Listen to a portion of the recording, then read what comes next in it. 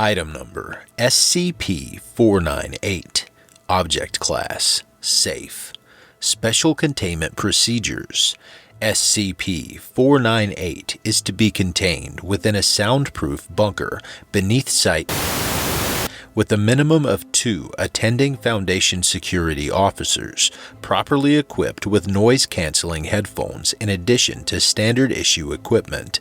The bunker is to be soundproof to noise-cancel a minimum of 95% of outgoing sound waves. A fully automated mechanical arm is to be used to reset SCP-498. Secondary containment procedure: in the event of failure, 2 D-Class personnel are to be locked inside with an appropriate amount of rations. They are to be informed fully of its effects and to alternate shifts sleeping and resetting SCP-498 until the failure is repaired. Security footage sans audio of the chamber is to be monitored at all times. Following Incident I-498-B, in the event of failure, an on-site Foundation security officer is to be sent in to manually reset until such a time automated safety procedures can be reinstated. Description: SCP-498 appears to be a Koei brand RT-800 electronic alarm clock with yellow LED display set to the U.S. Central Time Zone. When heard by a subject, the alarm has been seen to induce a state of increased alertness until reset. This effect prevents restful sleep in SCP-498's vicinity, although micronaps are possible. Other than the snooze button and the display, none of the other functions on the device appear operational. Notably, the device continues to display time and require resetting even while not connected to a power source. Attempts to dismantle SCP-498 have not been successful in preventing it from activating, nor have they determined how it operates without an obvious power source. Every 11 minutes, the clock's alarm goes off, gradually increasing in volume.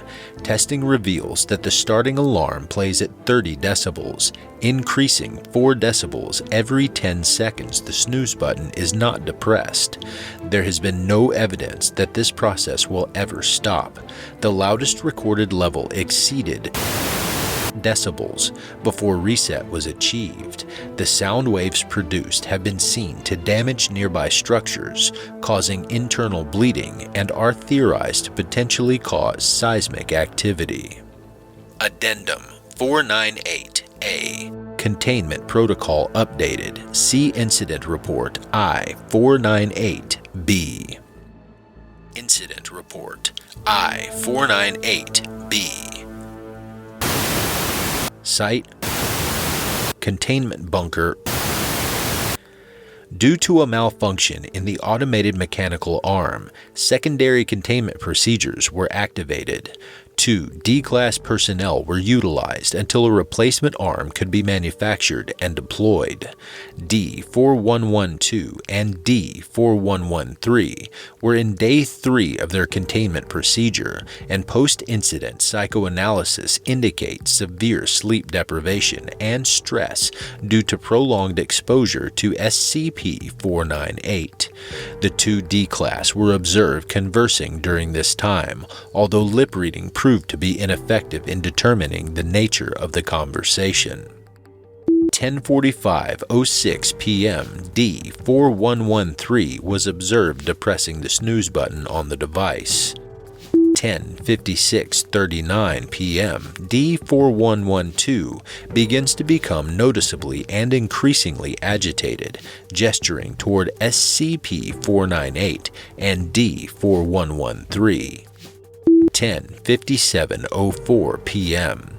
D-4113 is seen becoming more and more aggressive. D-4112 appears to be attempting to reason with him. 10:57:50 p.m. D4112 attempts to reach for the device.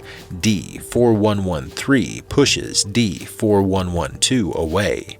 At this time, the attending security officers notice the situation via closed-circuit camera. 10:58:23 p.m. SCP-498 has still not been reset. Attending security officers decide to intervene. 10:58:45 p.m. D4112 and D4113 are seen shouting at one another, with the latter standing over SCP-498. Security officer Wilson enters the bunker without noise-canceling headphones, a violation of containment protocol. 10:58:53 p.m. Officer Wilson appears to be arguing with the 2D class, presumably ordering them to reset the device. 10:59:08 p.m. D4112 again attempts to reach SCP-498, at which point he is struck by D4113 and incapacitated. 10:59:12 p.m. Officer Wilson draws his baton and engages D4113. Note: D4113 was convicted of murdering his CO and several fellow soldiers during a tour of duty in Iraq. 10:59:24 p.m. D4113 wrestles the baton from Officer Wilson, subsequently subduing him. Second Security Officer Thomas enters at this point, equipped with headphones and his sidearm. 10:59:29 p.m. Officer Thomas draws his sidearm and fires twice, missing both times before D4113 closes the distance between them. A scuffle ensues. 10:59:46 p.m.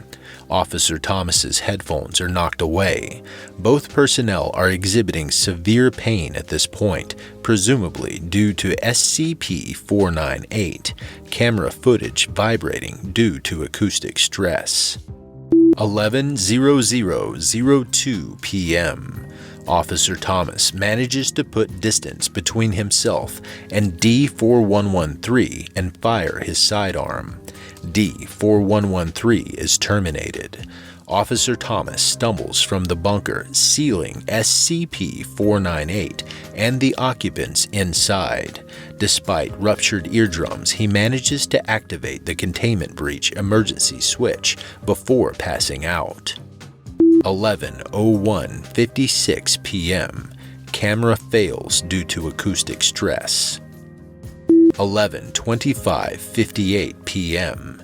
Due to an unrelated simultaneous breach at Site, containment teams arrived nearly 25 minutes after the alarm was activated.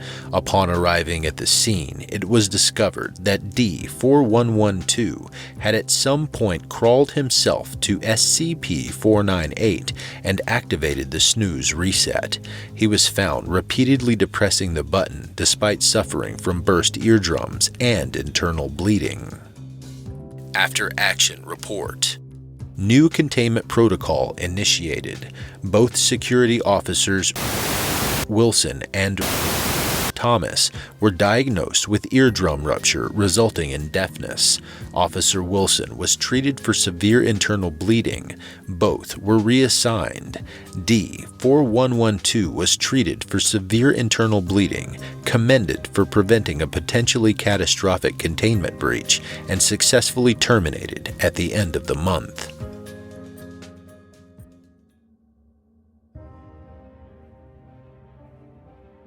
Thank you for listening to this podcast. If you like what you hear, head over to my Patreon at patreon.com/Kelsey Narrates and help support me by becoming a patron for as little as $3 a month. I'm not going to get rich doing this, but it does take money to keep a podcast running. All patrons get early access to every episode I publish.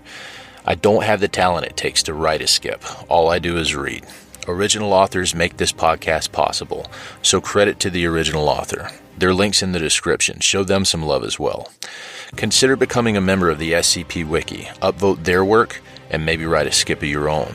Maybe I'll read it here someday. You never know if you never try. The content of this podcast and content relating to the SCP Foundation, including the SCP Foundation logo, is licensed under Creative Commons Sharealike 3.0, and all concepts originate from scpwiki.com and its authors. This recording, being derived from this content, is hereby also released under Creative Commons Sharealike 3.0.